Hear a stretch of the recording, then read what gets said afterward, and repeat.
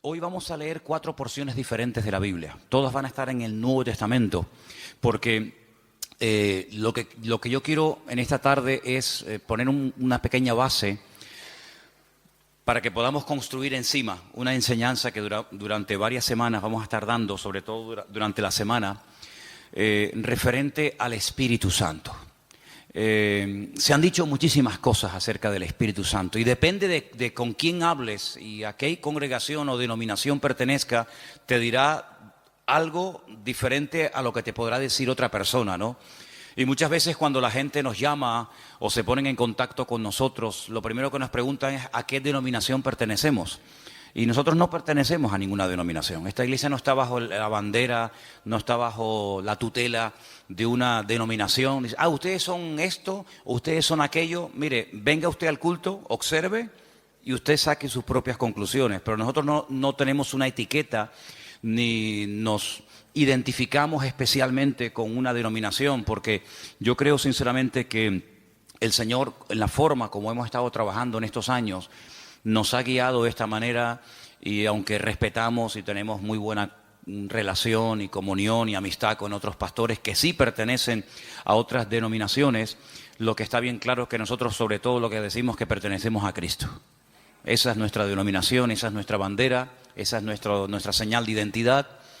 Y cuando hablamos acerca del Espíritu Santo, hay personas que hablan del Espíritu Santo una serie de cosas que a lo mejor a otra persona de otra congregación o de otra tendencia o denominación, pues le resulta sorprendente que esa persona diga esas cosas, ¿no? Sin embargo, cuando hablamos del Espíritu Santo, no estamos hablando de algo nuevo que vino en el Nuevo Testamento y que a raíz de los apóstoles y de la iglesia primitiva se comenzó a hablar del Espíritu Santo. Sí, nada que ver, nada que ver. Ya en los primeros versículos de la Biblia ya se le menciona. Génesis 1:1 dice, en el principio creó Dios los cielos y la tierra, ¿sí o no? Y la tierra estaba desordenada y vacía, dice la versión Reina Valera, y el Espíritu de Dios ya estaba allí moviéndose, actuando, revoloteando, como dicen otras versiones. Por lo tanto, no es algo nuevo. Cuando hablamos del Espíritu Santo no es algo que decimos, ¿y eso qué es? El Espíritu Santo está por toda la Biblia, porque el Espíritu Santo es Dios. ¿Cuántos dicen amén? El Espíritu Santo no es una cosa, no es... Los testigos de Jehová lo llaman la fuerza activa. Qué nombre más feo, que ni aparece en la Biblia, ¿no? La fuerza activa. El Espíritu Santo no es una fuerza. El Espíritu Santo es Dios, que se manifiesta de muchas formas, de muchas maneras. Y vamos a leer 4 porciones diferentes para saber de lo que estamos hablando. ¿Les parece? Romanos capítulo 12. En Romanos capítulo 12 aparece una pequeña lista de dones. Y los dones tienen que ver con el Espíritu Santo. Romanos capítulo 12, por favor. Vamos a leer a partir del versículo 4. Romanos capítulo 12, versículo 4. Y dice así la palabra. Porque de la manera que en un cuerpo tenemos muchos miembros, pero no todos los miembros tienen la misma función. Más claro agua, ¿verdad? Así nosotros, siendo muchos, somos un cuerpo en Cristo y todos miembros los unos de los otros.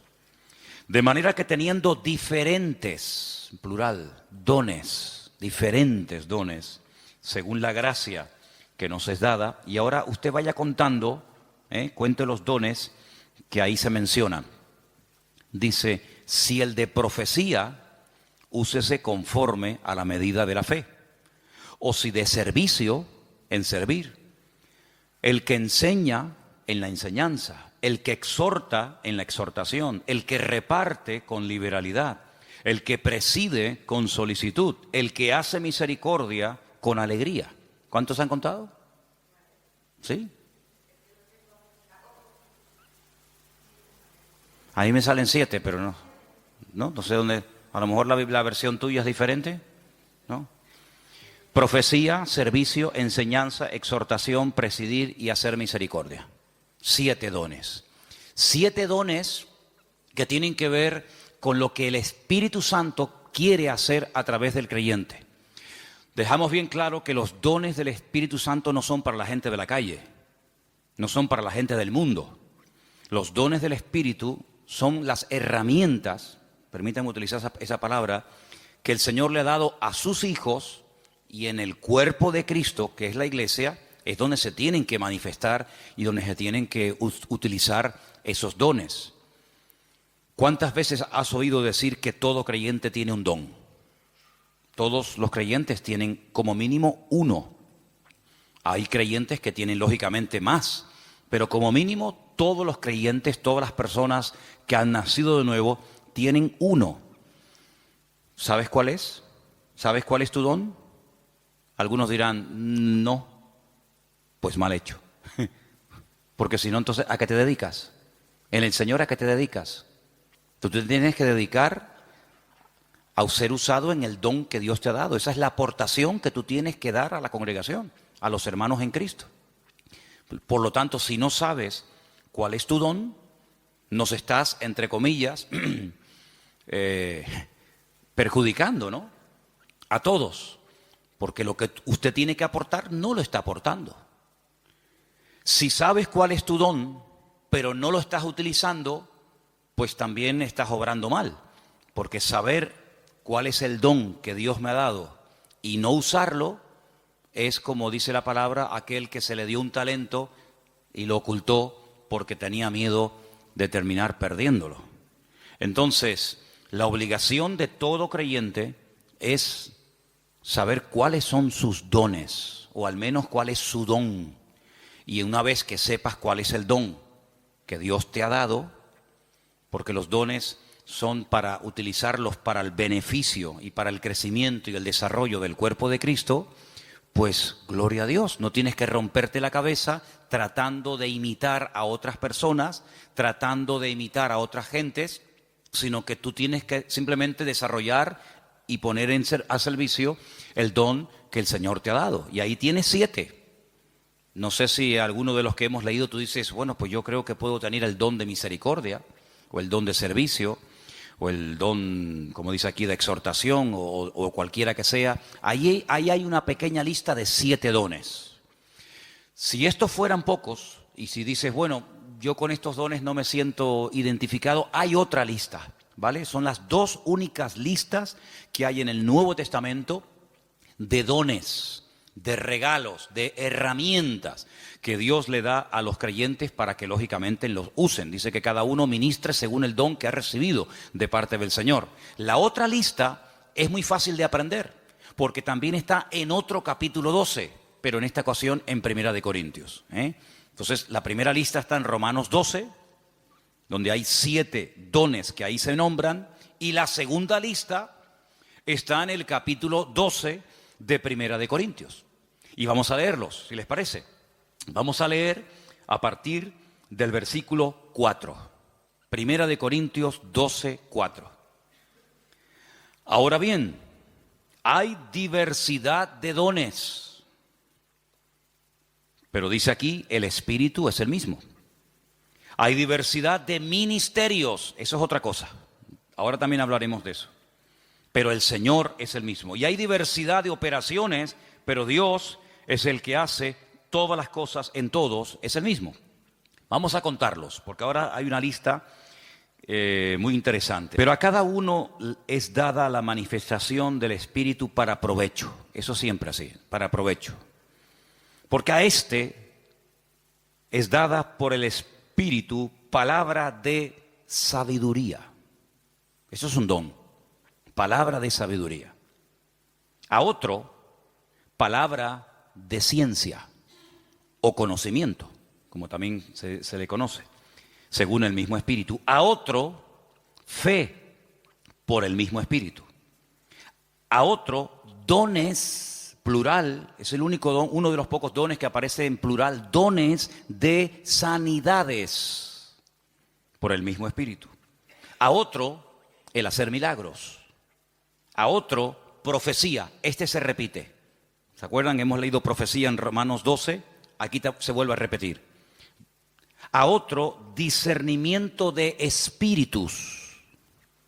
A otro, diversos géneros de lenguas. Y a otro, interpretación de lenguas. ¿Cuántos hay? Aquí hay 9.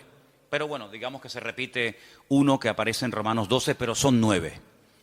Estos 9 dones los añadimos a los otros que se mencionaron en Romanos capítulo 12 y tenemos una lista bastante interesante de dones en los cuales todos y cada uno de los creyentes pueden ser utilizados en cualquier momento. Ahora, hay creyentes que han sido utilizados de una forma no regular, sino de una forma, digamos, una vez y ya está, en uno de estos dones o de los que hemos leído en Romanos 12. Pero eso es una cosa, y otra cosa es que frecuentemente, asiduamente, como algo ya normal en tu vida, haya uno o varios dones que se manifiestan en tu vida.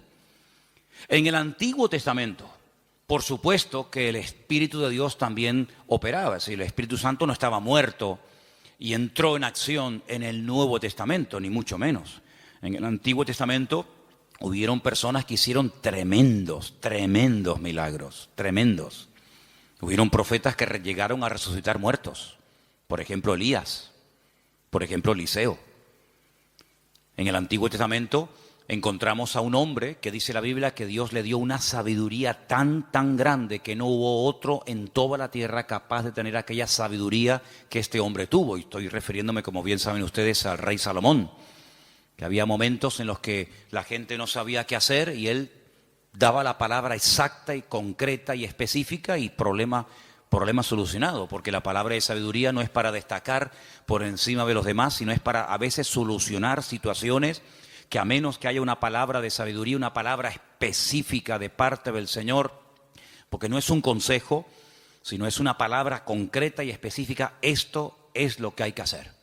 Y ahí viene la palabra, el bálsamo, viene la respuesta, es lo que el Señor haría si estuviera en nuestra situación. ¿Vale? Eso es la palabra de sabiduría. Y en el Antiguo Testamento hay personas que fueron utilizadas con palabras de sabiduría, con dones de sanidades, con dones de fe, de milagros, etcétera, etcétera.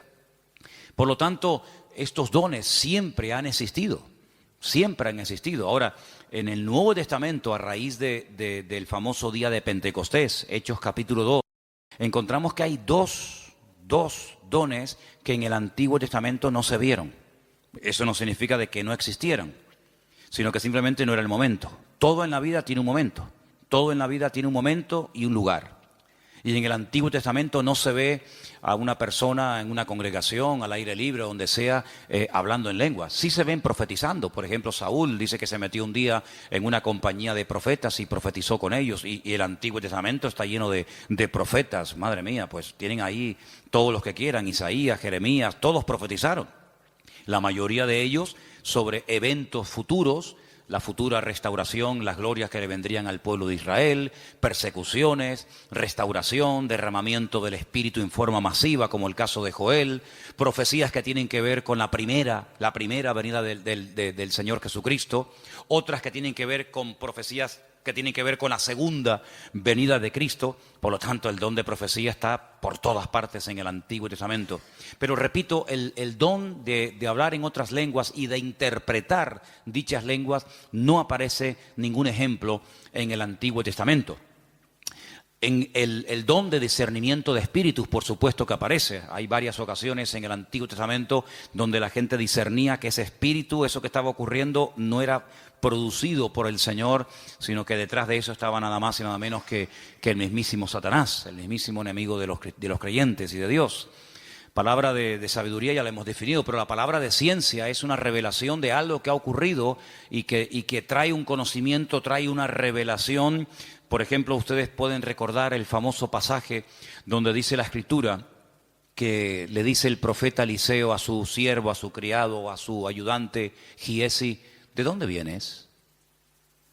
Saben que cuando Naamán fue sanado de la lepra y le quiso dar dones y le quiso dar presentes y regalos y dádivas al profeta Eliseo, Eliseo dijo: no me tienes que dar absolutamente nada. Pero sin embargo Giesi fue detrás de él, ¿se acuerdan? Y le pidió cosas, las escondió.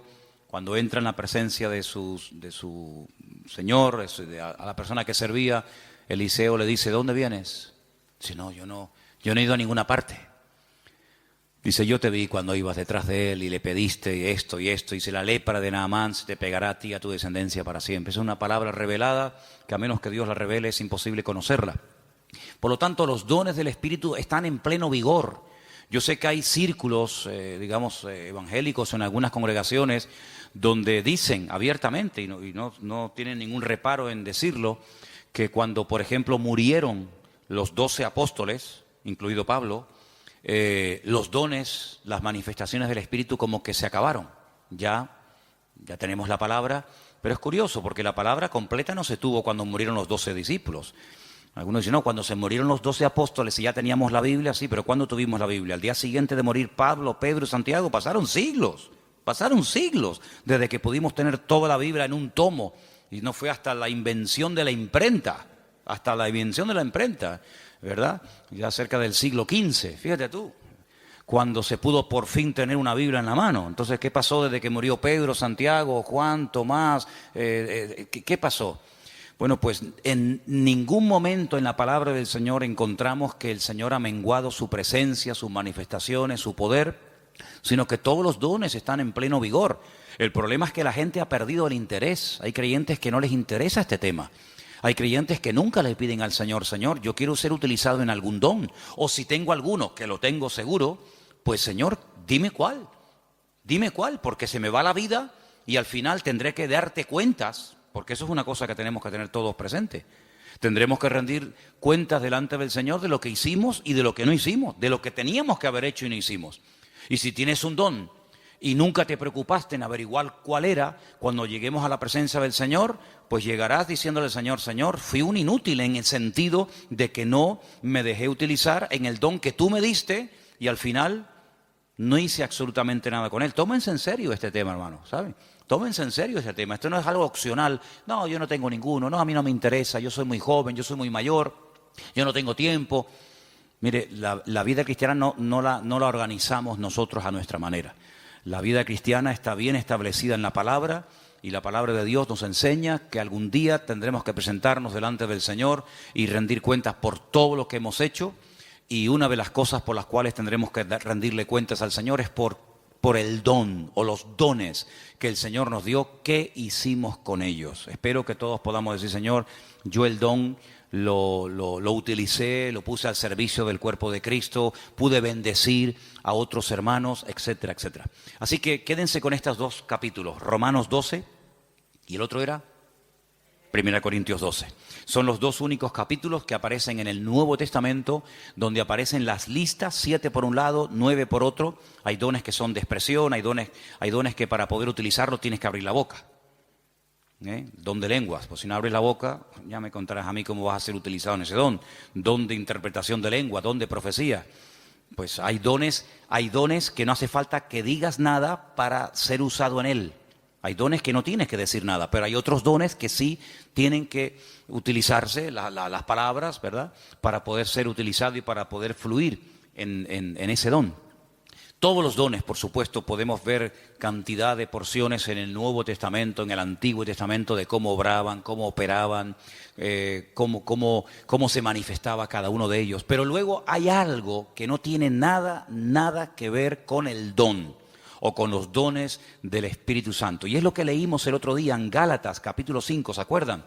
Y es lo que la Biblia llama el fruto, que no tiene, repito, nada que ver con los dones. La iglesia de Corinto, ¿se acuerdan ustedes? La iglesia de Corinto tenía todos los dones.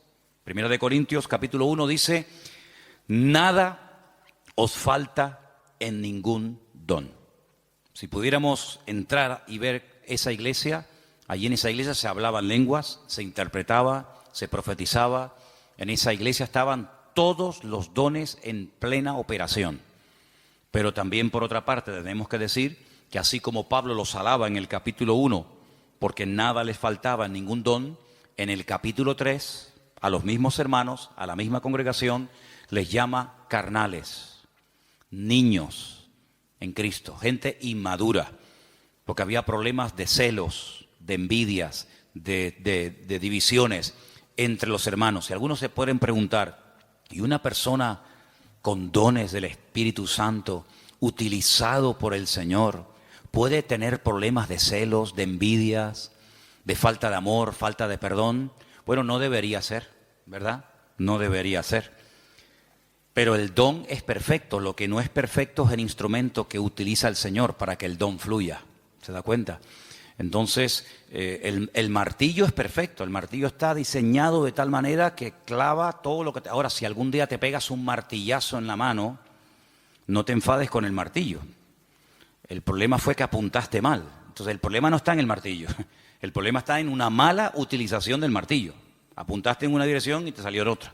Entonces, puede ser que una persona sea utilizada en un momento determinado por el Señor en un área y a continuación tener una manifestación nada correcta por parte de su carácter y echar a perder la bendición de Dios en su vida. Y voy a poner algunos ejemplos muy fáciles de entender. ¿Ustedes se acuerdan cuando Moisés, quién no conoce a Moisés? Moisés se va a lo alto del monte Sinaí en una primera ocasión y se pega 40 días en ayuno y en oración delante de la presencia del Señor. ¿Se acuerdan, sí o no? Allí recibe las tablas de los 10 mandamientos, la ley, y el hombre viene con la cara brillándole de haber estado 40 días en ayuno y en oración, en plena comunión con el Señor. El hombre viene empapado, el hombre viene lleno del Señor, y cuando está llegando cerca del campamento se encuentra al pueblo desenfrenado, un desorden total, haciendo un culto terrible a un becerro de oro que habían levantado en el desierto porque decían Moisés seguramente habrá muerto, ya lleva 40 días sin aparecer, sabe Dios dónde estará este hombre. Y cuando Moisés ve aquello, dice que coge las tablas de los 10 mandamientos y ¿qué pasó? Dice que las tiró al suelo, las rompió, se enfadó de una forma tremenda. Entonces vemos a un hombre en la presencia del Señor brillándole el rostro, pero al mismo tiempo en un ataque de ira que llegó a romper incluso la obra de Dios, porque lo que llevaba en su mano no se lo había inventado él, era la obra de Dios. Dios le dijo, toma, esto está escrito con el poder de mi palabra, y al final tiene otra vez que volver a subir a la misma montaña, otros 40 días de ayuno y de oración para que el Señor le vuelva a dar lo que ya un día le dio, pero tú lo rompiste. Yo te lo di, pero tú lo rompiste. Entonces hay personas que el Señor les da dones genuinos, el don es genuino, no dudamos del don. Pablo dice, nada falta en ningún don. Pero por otra parte también vemos que las personas en un momento determinado, por falta de madurez y por falta de crecimiento y desarrollo espiritual, pueden llegar a causar un mal testimonio, a pesar de que pueden ser en un momento determinado usados por el Señor. Salomón tenía una palabra de sabiduría tremenda en su vida, pero luego después resulta que hacía cosas en su vida que uno dice, pero ¿cómo un hombre tan sabio y tan utilizado por el Señor sea capaz de subvencionar todos estos cultos paganos y de idolatría, llenando todo el país de idolatría? Un hombre tan sabio, un hombre que ha recibido tanta bendición de Dios, ¿cómo es posible que después construya un templo al dios Moloc o al dios Baal? Bueno, son a veces esas contradicciones que no deberían de existir, pero seamos realistas, ocurren, lamentablemente, ¿no? Y lo que ocurre es que hay algo que vamos a leer ahora en Gálatas capítulo 5, que es el fruto, que es lo que le da equilibrio, lo que le da balance al don. Una persona con muchos dones, pero con falta de madurez, es un peligro, es una bomba.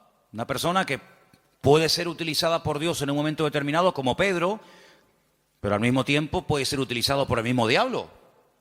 El Señor le dijo a Pedro, Pedro, bienaventurado eres, hijo de Simón, hijo de Jonás, porque esto que acabas de decir es una revelación que mi Padre te ha dado. Tú eres el Hijo del Dios viviente. Y al rato le dice, no vayas a la cruz. Y el Señor le dice, apártate de mí, Satanás. Por un lado, el Señor lo usa, por otro lado también el diablo, ¿no? Entonces en Gálatas capítulo 5, versículos del 16 en adelante leemos, versículos muy conocidos. Digo pues, andad en el Espíritu y no satisfagáis los deseos de la carne. Porque el deseo de la carne es contra el Espíritu y el del Espíritu es contra la carne. Y estos se oponen entre sí para que no hagáis lo que quisierais. Pero si sois guiados por el Espíritu, no estáis bajo la ley. Y ahora ahí tenemos una lista enorme de 17 manifestaciones diferentes de la carne, que las leímos el otro día, que son adulterio, fornicación, inmundicia, lascivia, idolatría, hechicerías, enemistades, pleitos, celos, iras, contiendas, disensiones, herejías, envidias, homicidios, borracheras, orgías y cosas semejantes a estas, acerca de las cuales os amonesto, como ya os lo he dicho antes, que los que practican tales cosas no heredarán el reino de Dios. Pero en contraposición con esto dice más, el fruto del Espíritu es, y ahora ahí pues características 9 en total, como el amor, el gozo, la paz, la paciencia, la benignidad, la bondad, la fe, la mansedumbre, la templanza. Contra tales cosas no hay ley. Son principios del mismo carácter de Cristo en la vida de un creyente, que es lo que en cierto sentido le da credibilidad y le da peso a una persona que lleva años en los caminos del Señor. El don es inmediato. Usted no tiene que ir a una escuela a aprender a profetizar. Por ahí ha habido algunas iglesias que le enseñan a la gente a profetizar y incluso algunos dicen, no, repita conmigo estas palabras y te enseñan a hablar en lenguas. Pero esos son cuentos chinos. ¿Sí? El don no se puede aprender en una academia, entonces ya no es un don, es algo aprendido. El don es algo que Dios te da, o lo tienes o no lo tienes. No es que estoy aprendiendo. ¿Aprendiendo a qué? Hay gente que confunde a veces dones con talentos. Hay gente que sabe tocar la guitarra. Pero usted no se levantó un día y se compró una guitarra en una tienda y dijo, ¡ay, qué bien toco! Nadie se levanta por la mañana tocando bien la guitarra. Lleva años. Mira, yo estuve un tiempo ahora sin tocar la guitarra y perdí los callos. Tienes que tener callo en estos 4 dedos. Empecé a tocar otra vez y me dolía tanto, ya no, pero me dolían tanto los dedos porque dejé de tocar. Que si Isma lleva la alabanza, que si Matías está aquí, yo digo, ya dejo de tocar. Y volví otra vez a cogerla y me dolía una barbaridad hasta que sale el callo. Y si quieres aprender notas, si quieres aprender a cambiar de una a otra, si quieres tener velocidad, etcétera, etcétera. Pero eso no es un don, eso hay que aprenderlo.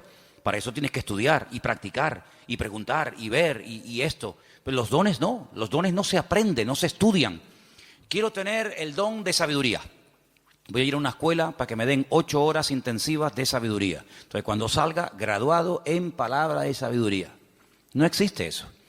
Entonces, los dones son una cosa y los talentos son otra cosa. Hay gente que tiene talentos de cantar, de tocar la guitarra, no sé, de tocar el piano o cualquier otra habilidad, pero no tiene nada que ver con dones espirituales. Luego también hay gente que confunde lo que saben hacer o lo que hacen con un ministerio. Y dice, yo tengo el ministerio de la danza. ¿Y eso dónde está en la Biblia? Yo tengo el ministerio de cantar. Entonces confunden dones, confunden talentos, confunden habilidades. Y vamos a ver en la última lista que quería compartir con ustedes, ahora vamos a hacer un repaso. En Efesios capítulo 4, ahí se mencionan los ministerios. Los dones es una cosa, los talentos es otra cosa, el fruto es otra cosa y los ministerios es otra cosa completamente diferente. Y aquí vamos a leer una porción un poquito más extensa para que ustedes sepan para qué son los ministerios. Estamos en Efesios capítulo 4. Efesios capítulo 4. Y voy a leer a partir del versículo 11. Efesios 4, versículo 11. ¿Lo tienen, hermanos? Y él mismo constituyó a unos apóstoles, a otros profetas, a otros evangelistas, a otros pastores y maestros. ¿Cuántos hay? ¿Cuántos ministerios? Cuéntelos. Los mismos dedos que tiene en su mano. 5. Apóstoles, dice aquí versículo 11. Segundo, profetas, evangelistas, pastores y maestros. ¿Lo podemos decir los 5 ya? A ver. Apóstoles, profetas, evangelistas, pastores y maestros. Esos son los 5 ministerios. Esos son los 5 ministerios. ¿Dónde está el ministerio de tocar la guitarra? ¿Dónde está el ministerio de danzar? No hay ese ministerio, ¿verdad? Usted se puede encargar, puede haber un área, puede haber un departamento, Pero los ministerios están bien claramente definidos. Ahora vamos a un poquito a hablar de ellos. Pero vamos a leer un poquito más adelante, porque ahora explica el apóstol Pablo para qué Dios a unos los ha nombrado pastores, a otros evangelistas, a otros maestros. Dice, para perfeccionar a los santos para la obra del ministerio. ¿Quiénes son los santos? ¿Quiénes son los santos? ¿Usted es un santo? La palabra santos son los apartados. Los que han dejado la vida contraria a la voluntad de Dios, se han apartado. Santo significa una persona que se aparta. Nada más que eso, no es una cosa, no es un señor. Usted cuando salga del culto no intente mirarle la coronita. Saben que a veces en los cuadros aparece así como una cosa redonda. Había una serie hace años que se llamaba El Santo. Algunos de ustedes ni habían nacido. Era de Robert Moore. ¿Se acuerdan? El Santo. Los santos no llevan coronita en la cabeza, ¿vale? Cuando ustedes entran aquí adentro, la gente de la calle dice, oye, ¿ustedes no tienen santos? Dice, sí, aquí estamos así, está lleno de santos. Pasa que no los colgamos en las paredes, están sentados en la silla, ¿vale? Los santos son hombres y mujeres de carne y hueso, normal y corriente, con sus defectos, con sus virtudes, que se han apartado, entre comillas, ¿de qué? De lo que no agrada a Dios, no por presión. No estamos aquí porque nos están presionando. Cuando usted te quiera levantar, te levanta y te va, no hay problema. Estamos aquí por convicción, porque hemos entendido que el Señor es el camino, la verdad y la vida. Hemos llegado a una serie de convicciones, en algunos casos en un tiempo, en otros le lleva más tiempo, pero los santos son las personas que se apartan de todo aquello que no agrada a Dios. Entonces dice que el Señor ha levantado, ha perfeccionado a estos 5 ministerios para ayudar a los santos, para perfeccionarlos, para la obra del ministerio, para la edificación del cuerpo de Cristo, ¿vale? Hasta que todos lleguemos a la unidad de la fe.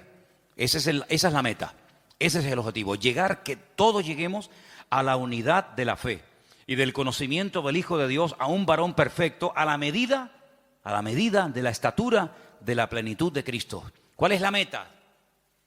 Que la gente nos ministra, que nos predican, que nos exhortan, que nos enseñan, que nos pastorean. ¿Para qué? Para que lleguemos al nivel, a la medida del Señor Jesucristo. Nos falta mucho todavía, ¿eh? ¿Sí o no? Nos falta mucho. Pero bueno, esa es la meta. Y sigo leyendo, versículo 14.